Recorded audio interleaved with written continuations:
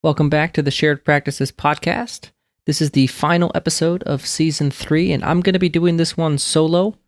I really wanted to, first, before we get into the full conclusion, I'm going to kind of wrap up the whole startup season and season 3 in general. I really wanted to give a shout out to Dr. Jonas Ashbaugh, my co-host for the season. Richard being out put a lot of stress on the whole season. Not Richard's fault, but just doing it solo would have been very, very difficult. So I was very, very lucky that Jonas stepped up and was willing to help me out throughout the whole season. If you guys have a second, reach out to him, tell him how much you appreciated him coming on this season and how much he really added to the whole experience. And I really liked his perspective as somebody who's doing a startup and had a lot to share about his own startup and then how much research he put into startups in general. So I think Jonas was a huge addition to the entire season and somebody that I really enjoyed spending more time with. A good friend of mine, so I really appreciated him coming on. For this episode, I'm really just going to kind of highlight, a few things. I think this one might be a little bit easier to sum up than the acquisitions season conclusion because of the fact that there are less, there's just less episodes in this season, and so I think it'll be easier to kind of put it all together. But I think the first place I wanted to start was talking about startups versus acquisitions. We started with this topic, and I think it's just something that we kind of addressed throughout the season. And one of the big things that we talk about on the show is, as biased as I am towards acquisitions, I think we like to encourage people to pursue both simultaneously. And what we mean by that is we're really, talking about practice ownership. And I think maybe a year or two into a startup, you're essentially just an existing practice at that point. You're no longer really viewed or feeling like a startup. And that's kind of the thing that I think we got from a lot of the guests is, when you're first starting, yeah, you're a startup and you feel like a startup and you're, really worried about getting new patients and getting people in the door and training your staff and kind of setting up everything. But then, eventually, a year or two from the time that you buy the practice, you're now just a practice owner. And I think either way, that's the ultimate goal. And so I think pursuing both simultaneously is, for most people, probably the best thing to do. And I think that would mean that you would be looking at practices available in your market, and you would also be looking at startup opportunities and looking at lease locations and whatnot. And then you look at both in the eyes of where is this practice going to be 2 years from now, and how can I best get my ideal practice as fast as possible or as close to my ideal practice as possible with either route. So I think that's really, to wrap up that discussion. I think probably not the last time we'll talk about it, but I think that there are a lot of pros and cons either way. But I think that pursuing both simultaneously and pursuing practice ownership is really what I think most people should be doing. So I'm going to briefly go through the timeline of a startup in this episode. And I think that, Graham's episode was really good. I think that was season 3, episode 9. And he was really good about going through the entire thing. So if you want a more in-depth process of how the startup actually goes and works, go back to that episode. But one thing that I really got from Jamie's episode, Jamie Amos, that I maybe wish we could have added to Graham's was the topic of vision. And I think, Jamie has a great point. And I think it's something that, I've heard a lot about startups. I think we all have at this point. And I think vision is not emphasized enough. And I've always been somebody that likes to emphasize vision when it comes to acquisitions as well. And so, from an acquisition standpoint, I always like to look at, your ideal practice size, how much you're working, how much you're making, all the things, how many ops do you have other doctors with you, answering those types of questions so that when you're looking at acquisition opportunities, you can look at them in the eyes of your ideal practice. Now, from a startup perspective, I think it's a bit different. And when you look at vision, I think it's really, really nice when you can think about exactly what you want your practice to be like down the road and do everything as you're going through the startup to make that final vision. So however large you want your practice to be influences what spaces you look at.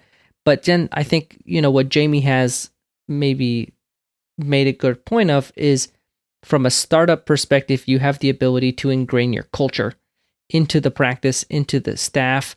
You can, as you hire every employee, you can tell them what your practice is all about, and you don't have to change it from anything in which it was before because it was nothing. It was an empty location.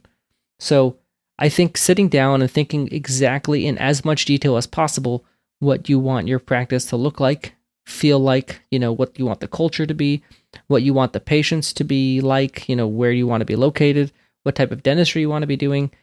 I mean, I think in general, whether you want to do acquisitions or startups, I think you should have as clear of a practice vision as possible before you ever start looking at either opportunity. I think it'll be easier for you to assess the fit of these opportunities if you have a clear idea of what you want as a practice owner. And something that we'll be talking about in an upcoming episode, I know because I've already recorded it, is the importance of your personal vision as well. So stay tuned. I think it's like 3 weeks away for an episode with Dr. Justin Short, and he's going to talk a lot about that. Thinking about your practice vision and having as clear an idea as possible before you ever start looking for a practice or for a location for a startup, I think is incredibly important. And then from Jamie's perspective, you can really benefit from that from a startup because you'll be able to ingrain your culture in every hire you make, every decision you make, every new patient you meet. You can tell them about your practice and you won't have to pivot from it. So I think having that up front, there's a lot of value to that. Now, let's just say you go ahead and you have your clear practice vision, and we've already talked about what to do with an acquisition. So what do you do with a startup? Well, I think the first thing I would do is I'd figure out where you want to live. I think that's one of the first things you do with an acquisition. I don't think that changes for a startup. So you need to figure out where am I willing to live and how far am I willing to drive, and figure out, on a map, where exactly is your target? Where is your target areas? And I think the best thing to do, especially if you're doing a startup, is to do an area analysis report with Dentographics in that specific area. So I think it's really nice if you could get out a map and figure out all the places in which you're willing to live. And I think every pre-owner should do this, regardless of your route, is figure out exactly where do I want to live, take on a map and draw out where you're willing to drive and how far that takes you. And then you kind of have a map with maybe even multiple cities. You could do this. And you have a map of all the places in which you're willing to be a practice owner. And I think it's good to start there and try to be as specific as possible about that location. And then in the case of a startup, you're going to call up a company like Dentographics and you're going to give them, that area, and then they're going to try to get an area analysis of that area. Now, I think there's a great point that Graham Dursley made to me. I don't think it was on air. I think it was off air a couple years ago. But he told me that getting the area analysis report before you start looking at locations, I think is really important, because once you start looking at locations, you start to envision your sign and, your floor plan and everything. And so you can start to get excited about them. And so what if you go find the location? It's great, right? Good visibility. It's right where it needs to be, in terms of its shopping center is nice. It's the right size, nice signage, you get excited about it. And then you look up the demographics and it's a poor area of opportunity. It's going to be a lot harder to say no to that opportunity as opposed to if you had never looked at it because you just scratched it off because it wasn't in a good area demographically. So, or competition wise. So that's why I think it's a good idea to get your area analysis report first and then go ahead and start looking at locations to do a startup. So if you go out, you get your area analysis report, and now you have your hotspots, and and usually with a startup, you need a cluster of hotspots. So you need like a whole maybe 3, 4, 5 circles on your report that are all right next to each other. So that'll give you more space to find available commercial real estate. Because one of your biggest obstacles you're going to have, and something that we were talking about with Matt Lemaster, we talked about Brian Madden, was the difficulty of finding available commercial real estate in areas of opportunity. Because as you learned previously, most areas of opportunity that have good demographics in terms of competition are usually that way because they don't have an abundance of commercial real estate. So finding an available location for you to build out in one of those areas that has good visibility will be a big obstacle for you. And that, from talking to a lot of people, has been the most time-consuming part of the process. It can take, as little as 6 months to find a location. It can take as much as, I think Graham said it took him 3 years. So it can take a really long time. But that is the thing that you're always going to want to be doing. And so however long that process takes, I think that's part of the reason why we mentioned pursuing both simultaneously. You can look for locations and opportunities for ownership through acquisition at the same time, but have that area analysis report ready and start looking at all possible commercial real estate locations in your, hotspots or your, circles in which show that there are good opportunities with little competition. In past episodes, we've mentioned the importance of laying out the flow of your next or first dental practice before moving on to the floor plan. The conceptual layout is key to make sure you get the most from your dental space. But we are not all in the same phase of this process. You may not be looking for a new practice or trying to figure out how to design the most efficient new office possible, and we get that. In reality, many of you may already have a practice and are just trying to figure out how to make that office better today. And part of the beauty of having Design Ergonomics as a sponsor for this podcast is that they have a range. Design Ergonomics emphasizes how they design, equip, and train the best and most productive dental practices in America. It's the final of that 3 steps offering that I want to hear you today. Train. This past year, Design Ergonomics launched their Reboot training, specifically the 2-day dental reboot. The team at Design Ergonomics will send an expert clinical trainer to your practice to physically set up the support systems you need to get your practice headed in the right direction.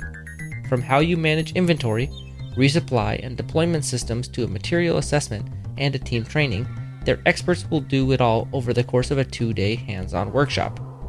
I have a testimonial here from Dr. John Fornetti.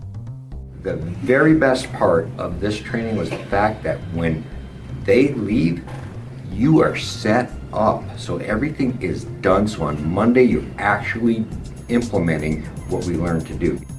And it comes with a guarantee. If you don't see a 20% increase in your practice's productivity in the first 4 months after your training, they will refund your money. This is an incredible opportunity for our listeners because today we are also giving you a special offer. Use the promo code SHAREDTRAINING on the dentalreboot.com Contact Us page and receive a 20% discount on your first Reboot training for a limited time. That's right, 20% off your 2-day dental reboot. Again, visit their website, www.dentalreboot.com, and learn more about Design Ergonomics practice productivity solutions today. Again, that is www.dentalreboot.com. I'll leave a link in the show notes. That's very important. And then I think one thing, I was just talking about Brian Madden.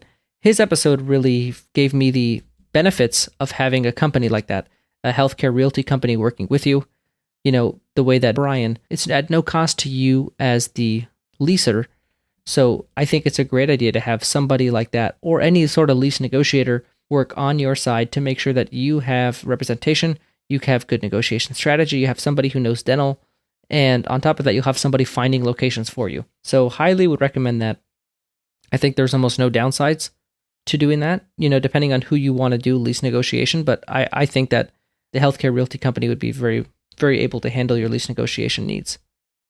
So assuming we find a lease, now I'll refer you back to the episode that Jonas did with Matt Lemaster and talking about the actual terms of the lease itself. So based on the size of your startup, how many ops you're going to build, you know, how big the opportunity is, how much marketing you plan on doing, that'll all influence your needs for cash, your build out costs, how much your loan is expected to be. I think a good example of a unique situation in which the lease needs to be negotiated differently is someone like Todd Peterson. Todd graduated and he did a startup right out of school. So funding for him was not like a major certainty. Versus if you're out a few years, you have a solid associateship, a history of production, and you good credit, whatnot, you know, getting a $500,000 loan is kind of like the standard.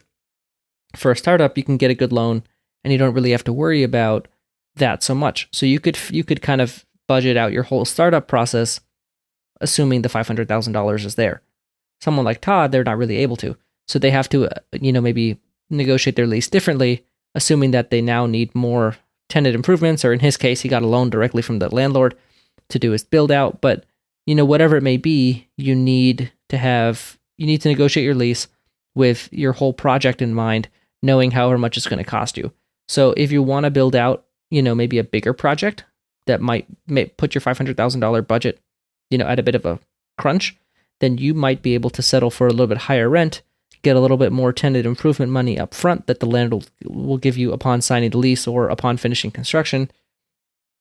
And then that way you are able to then finish your project and have enough money to do so. So think about those things as you're going through your lease and you're looking at your space and how many ops you want to build, and try to factor your budget into that and then figure out what your most important points are when you're negotiating your lease. And then I think there's a lot of the standard terms that are just good to have in every lease. And again, you can refer back to that episode with Matt Lemaster to look at those specific terms. So I think the next part is looking at your construction. So now that you've negotiated your lease, probably as the lease is looking like it's going to get done, I'd probably start getting construction bids and getting your floor plan and everything finalized. And a huge shout out to Design Ergonomics, a great sponsor for the season. And they have a lot of great, solutions for people looking for floor plans. And so I'll refer back to them for the specifics on that. But in regards to where you need them in the process, I'd probably start contacting that company as you're going through the process. And right before you sign the lease, I'd like to at least have a floor plan ready and start getting bids. So that, because once you sign that lease, your build out period that you've negotiated and your free rent period that'll follow that are the clock's ticking. And so you want to get things moving. I think Graham in his episode talked about it really well, where he had, kind of maybe not delayed his lease signing, but, maybe negotiated on a few menial terms to keep it going a little bit longer so that he could get his construction bids and get his floor plan and everything going so that by the time he signed his lease, he was ready to start construction. And so construction, from talking to everybody we've talked to throughout this whole season, construction is the most, finding the location will probably take you the longest, but construction is the one that rarely goes as planned. There's a lot of things that come up, and the more detailed your bid is, and the more planning you've done pre-construction, usually the smoother construction will go for you. But I think the contract that you're working with is incredibly important, to the point where, probably want to get some references. And, I think we got mixed reviews on whether or not you need a dental specific contractor or not. I think I'd leave that to you in terms of your comfort level.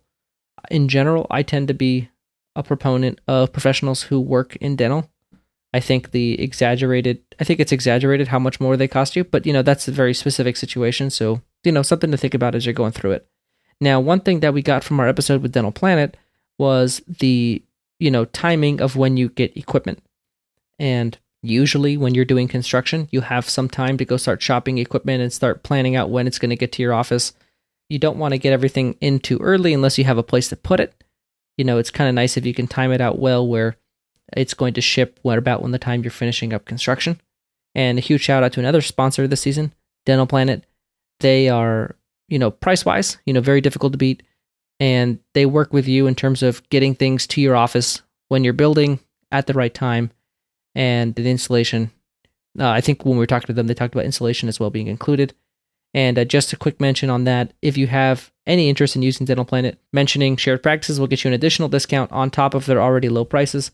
So again, feel free to reach out to either of our sponsors this season, Design Ergonomics and Dental Planet. We did a lot of vetting of, vendors for this season, and we always like to have our sponsors be people that we trust and we've heard great things about, and both those companies are certainly that.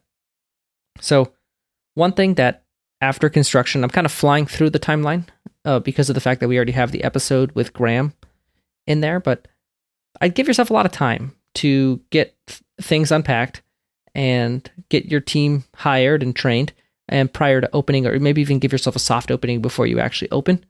I think that's incredibly important, and from talking to people, that takes a lot longer than they had originally expected. So I think 2 to 4 weeks was kind of what we had been hearing throughout the season. And so giving yourself that time to unpack everything, get everything set up, and hire and train. One thing that I think hopefully one of the themes that you heard for a few times this season was the importance of spending a lot of time with your team up front and training everybody, because once you start seeing patients, it's a lot harder. So I think Todd had talked about how his first week, he was totally slammed. And I kind of stopped him. And, from a few buddies of mine who have done startups, I heard, how important it is to have things going light. And he said that, it was incredibly difficult to have a lot of patients scheduled that first couple weeks because of the fact that, if anything goes down wrong, maybe Dentrix isn't working, maybe your x-ray sensors are not working, whatever it may be, now you have a lot of patients on the schedule and you're already stressed, and then that'll just add to it. So I think, scheduling light, as counterintuitive as that might be, because of the fact that you're stressed about seeing patients and getting patients in the door for treatment and whatnot, I think it's very important to just make sure that you are, thinking long game, thinking long term, and, scheduling lightly, and then having time to train your team to make sure that your patient experience is refined and all the things that are very important for your success as an early practice, a new practice. So one thing, again, referring back to Todd's interview, was, his plan for growth was to be very aggressive. And so as he was growing, he would expand his capacity preemptively so that he was not losing out on any growth. And he was, hiring staff a little bit early before they were needed to make sure that, when they were needed, when, patients were coming in, he had people ready. A little bit, different than I think the philosophy that Breakaway talks about. They talk about more profitable growth. So, make sure you need the next person or the next step in your, growth of your team before you actually do it, to make sure that you're not going to be over capacity to the point where you're going to be not profitable. So I think there's two ways of growing a startup with two philosophies in mind, either, maybe not either or, but, maybe leaning more towards profitable growth, sacrificing a little bit of growth to have, make sure that you're remaining profitable and you're cash flowing well. And then if you want to be more aggressive, and in Todd's case, his practice vision was a lot bigger with multiple providers and a bigger office. And so he wanted to be more aggressive and reaching that size faster. And so he was hiring a little bit quicker and expanding his capacity and his expenses and whatnot faster at the, at the detriment, or maybe not the huge detriment, but without putting profit first. First, a word from our sponsor, Q Optics. Okay, I got to take something back that I said in the last ad. I said that your neck hurts because you're looking over the top of your loops more than your angle of declination. Really, it's all of it together. And the angle of declination really does matter. And in fact, I said if I want as much as possible, they said, okay, let's go with 50. You don't want to go with 60, that's too much. Let's do 50. And it's been awesome. It's been great. But now I want to look at, how do you diagnose if your loops aren't working for you? And for me, the biggest sign is if my neck and my upper mid back, kind of between my scapula and my spine, hurts. And you get these tight knots. They're called trigger points. And if you're right-handed and the right side of your back from the base of your skull down to your scapula to your upper shoulder hurts and is tight and has knots, it probably means you're bending over too much. You're craning too much. Something else that can help with your ergonomics, not only is magnification and loops in general going to help, but your working distance can push you back and up. It can retrain you. So getting a new pair of loops can also be an opportunity to learn how to sit better. If you push it out a few inches, your working distance, at first it's going to be a little unnatural. You're going to be kind of leaning in like you normally did, and then you realize, oh, I'm too close. But over time, you train and you adjust, and your muscles learn how to sit up straight. So this is an ideal time to correct some of your bad habits and take your ergonomics to the next level. For $100 off a pair of loops or $300 off loops and light combo, email sales@QOptics with the promo code SP16. Q Optics, your next favorite pair of loops. So I think that was two things that, two philosophies that are maybe conflicting, but both have their own merits. And something as you're going through a startup to think about is, which one are you going to do? And I've talked about Todd's a lot. I think Trent, we had a lot of great stories this season. And I think it's really good to have those stories in the season. Like Jonas, I think is a great example of the type of patience that is required for a startup. I don't think I've known anybody who's put more effort into a startup, had more things that, delayed them. And I'm very happy for Jonas to see him, now doing very well with his practice. And so I think just in general, what we really wanted to get out of the stories, I think we really got, is a realistic idea. So one, a realistic idea of what a startup is. I think a lot of times it can be romanticized just a little bit. And I wanted to make sure that, everybody got a realistic idea of what it is. And, if they're going to make the decision to do a startup, which is obviously a perfectly acceptable thing to do, then they now have their expectations set so that if something happens to them throughout the process, they're thinking it's not only them. They heard on this podcast that there are 5 or 6 other people who shared their stories, and they talked about how much, how delays happened, how, they had difficulty finding a location, lease negotiations fell through. All these types of things not only happen to them, but happen to everybody. Because I honestly feel like, when you're going through something and it's not going the way you want, what makes that compounding even worse is that, you don't hear about other people's struggles, so you feel like you're the only one. And so I feel like one of the main objectives to getting all the people on the podcast to share their stories about startups specifically is because I really see a lot of value in sharing those stories and the struggles and the patience and the upfront work and time that's required, so that everyone else who's considering doing a startup has that expectation set at the beginning and they won't be surprised.